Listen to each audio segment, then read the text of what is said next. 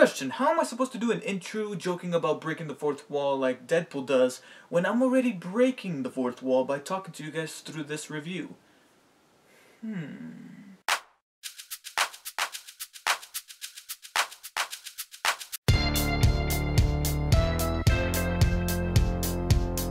Hey everyone, David here. I know this review is humongously late because I actually managed to get a couple of requests to do this review back when the game originally came out, but I don't know, I was just so busy at the time. I can't remember, was it 2013? I think it was 2013 when this game came out, early 2013, and many people were very excited to play it, and so was I, but I was in a bit of a predicament when financially, that I just couldn't find not only the time but also the money to spend on Deadpool and play it. But with the GameFly trial that I recently used, I was able to rent Deadpool, play it through, and finally I can give you guys my overall opinion of this game that many people were waiting for, because from the first trailers and images, it looks like High Moon Studios, who were also responsible for the two standalone Transformer games that weren't based on any movies. You got War for Cybertron and Fall of Cybertron, which I recently reviewed, and they were tackling Deadpool. So anticipation and excitement and overall hype was very high, as well as those expectations.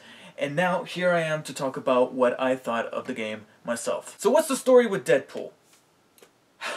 Where do I even start? Okay, basically, if you want to look at the core of the story, it is that Deadpool, being the mercenary that he is, has this bounty to go after. But on the way to claiming his bounty, he stumbles upon this plan to wipe out all mutant life from the world, concocted by Mr. Sinister, and it is up to Deadpool to stop it. But let's be honest, when you pop this game into your console, or when you downloaded it and installed it digitally, was the story really the first thing on your mind, or one of the most important things about the game that you were very excited for? No.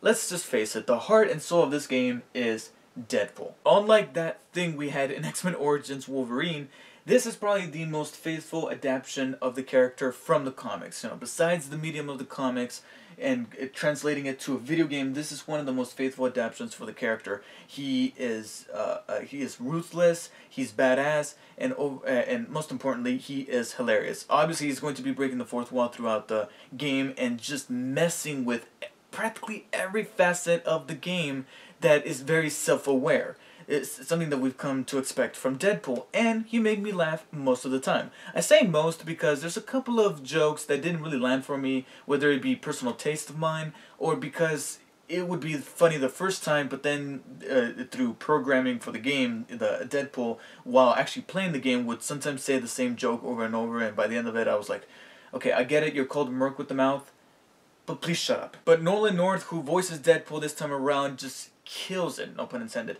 And he is able to sell the majority of the material that they give Deadpool, and in anything that surrounds Deadpool when it comes to humor or likability, considering the pretty heinous things that Deadpool does, or the misogynistic ways of his mind, especially those two voices, those two personalities that pop up in his head. He's able to sell that, and he just nails it. And since Mr. Sinister, who's the main antagonist of the game, wants to wipe out the mutants, obviously Deadpool's gonna have a connection with the mutants who do appear in this game. And I really appreciated their appearance, because even though they didn't necessarily steal the spotlight away from Deadpool, being that this is his game and he's going to make it so if it kills him over and over again, it's nice to see that the X-Men were used very well in this game, because they could have been easily some throwaways. But instead, they were made to be the straight men. You know, you always have that comedic character that's the comic relief of the movie or the game or whatever the story it may be, and you have to have some kind of straight character, straight man or woman, who balances off the shenanigans that the comedic character spews out. And in this case, the one that's always foiling him would be the X-Men, especially Wolverine here.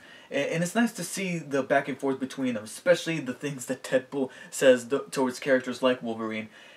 What the fuck is with that banana? It's just a little bit of a shame that out of all the mutants that we get introduced to in the game, besides Deadpool, Cable is the one that we don't really see enough of, because he works tremendously well with Deadpool. He has great chemistry, because even though he is, like the other mutants, straight men to Deadpool, and they take things much more seriously than he does, he's the one who tries, unlike the others, he tries to have patience with Wade, or Deadpool. And, you know, even though he can get on his nerves or his cables, he was the one who was willing to help out Deadpool the most. So it's a bit of a bummer for me that he wasn't in the game a lot more. Now the game... Just looking at these images make me laugh. Now, the game actually looks pretty good. Like I stated at the beginning of this review, this is done by High Moon Studios, who did the 2 Transformer games that I mentioned. And if you guys remember my review of Follow Cybertron, I said that even though I liked the designs of the characters as well as the environment, for some strange reason, being that I played this on an HD TV, the textures and the surfaces of the graphics in that game looked a bit muddy to me, and I wasn't a huge fan of that.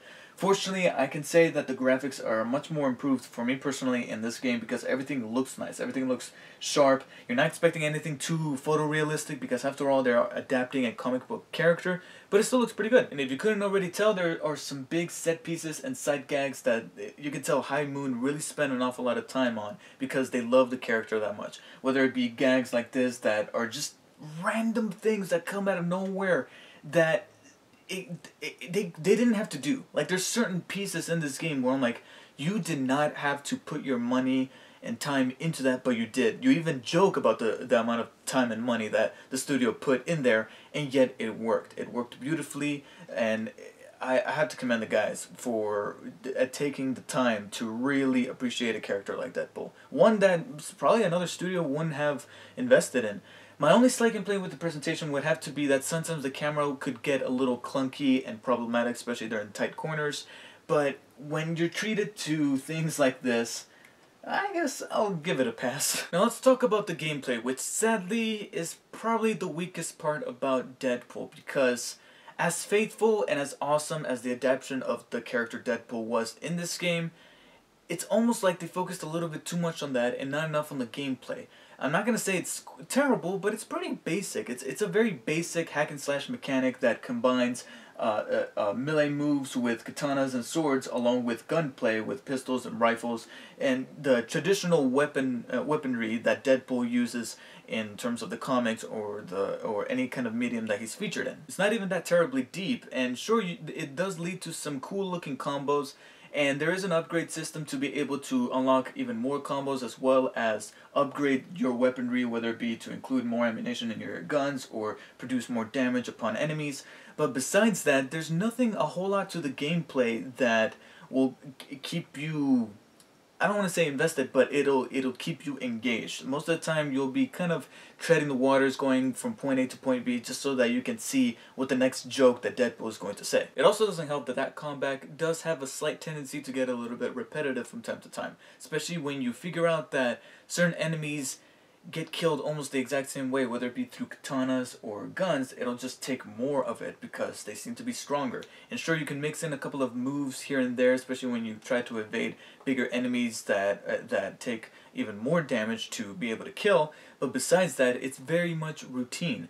And it also doesn't help that the game ends on what I consider to be somewhat of a lazy climax. It's a climax that I never really liked, which is that the entire game builds up to this grand boss that you're going to fight at the end, only to realize that they kind of pull this thing where you don't so much fight the actual boss as much as you do its henchmen or its lackeys or its army that you need to get rid of first before finally confronting the boss. There are some collectibles here and there scattered throughout the campaign for you to collect, and there are some challenges awaiting you after you complete the campaign where you can achieve a high score and share it with friends and compare leaderboards.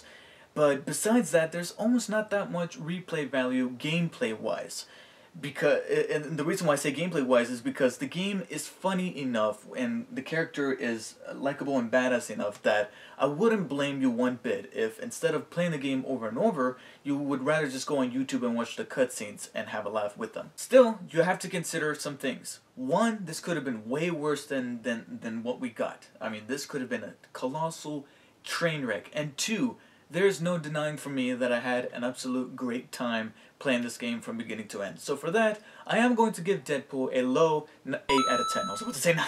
A low 8 out of 10. It is a decent game that is very much worth checking out, especially if you're a huge fan of the character Deadpool, but whether or not you want to play it over and over again is up to you. So let me know what you guys thought of Deadpool. If you have watched it, yeah, it's practically what you're going to end up doing at the end of the game. But if you have played it, let me know what you guys think of the game. Let me know what expectations you guys have for the Deadpool movie that's coming out in 2016. And if you have not purchased the game but would like to do so after watching my review, then be sure to use the link in the description below. It would really help me out a lot.